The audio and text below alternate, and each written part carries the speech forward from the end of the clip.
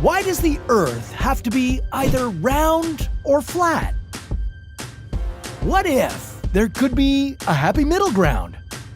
Welcome to your very own polyhedron Earth.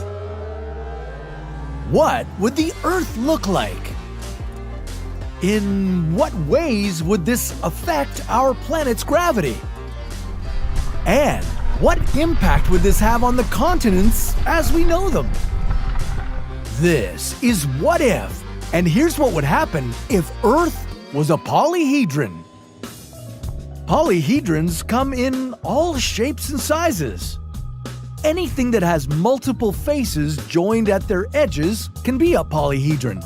Picture Earth as a six-sided cube, or as a triangular pyramid with four faces, known as a tetrahedron, or even two rectangular pyramids stacked on top of each other. That would be an octahedron.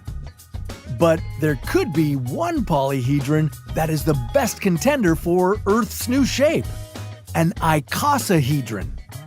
This polyhedron has 20 identical triangular faces. It could match up perfectly with a map that provides the most accurate version of Earth when displayed on a two-dimensional surface.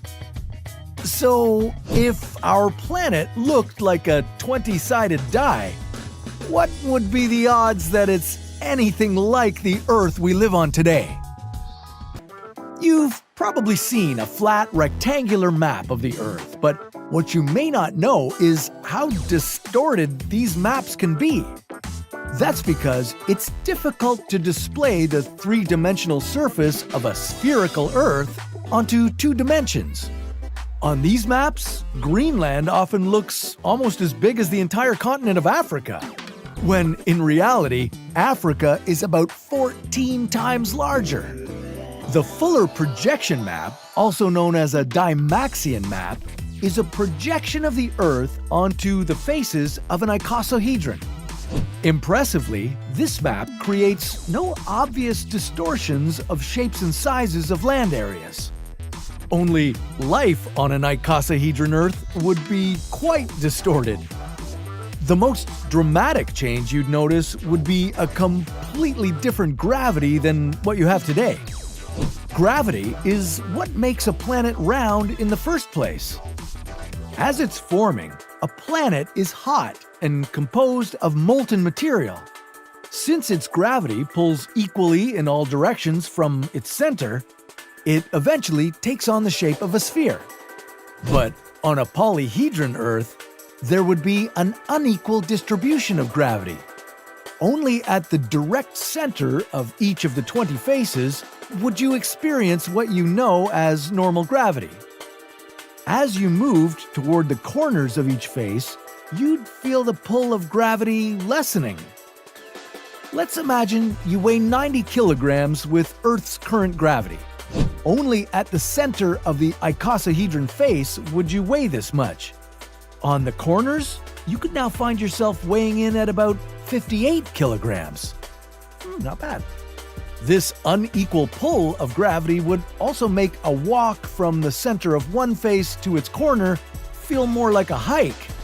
It would get steeper and steeper as you'd go along the enormous mountain corners of our icosahedron planet.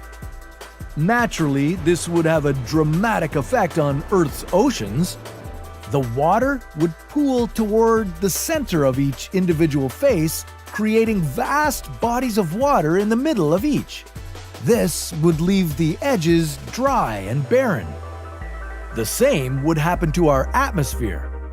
You'd find that the edges would provide minimal protection from the sun, but isolated in the center would be thick atmospheres capable of preventing harmful UV radiation from reaching the surface. The Dymaxion map could give the impression that all the continents would fit neatly together on an icosahedron. As you can see, this new Earth would look very different from the Earth you know. Northern Africa, parts of Western Europe, and the Middle East would all exist together on one triangular face. South America would be divided across three distinct sides. Canada and Greenland would form one giant landmass, And the US, on the other hand, would remain largely unchanged. Well, unchanged might not be the best choice of words. With all these dramatic shifts in gravity, water locations, and the atmosphere, it would be pretty difficult to recognize the old continents.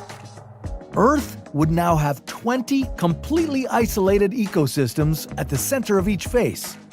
Within each of them, you could find unique varieties of animals and plants. But you'd have quite an uphill journey through the extremes of the lifeless corners of the Earth just to get to the other faces.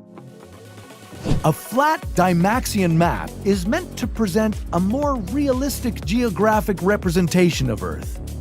Turn it into a fully three-dimensional version, and it would end up being quite distorted, to say the least. And that's before you see the effect this would have on the Moon. Its orbit would be significantly disrupted by the differences in gravity between the centers and edges of each face. Eventually, this could lead to the Moon crashing into Earth. And that would do some damage. But that's a story for another What If.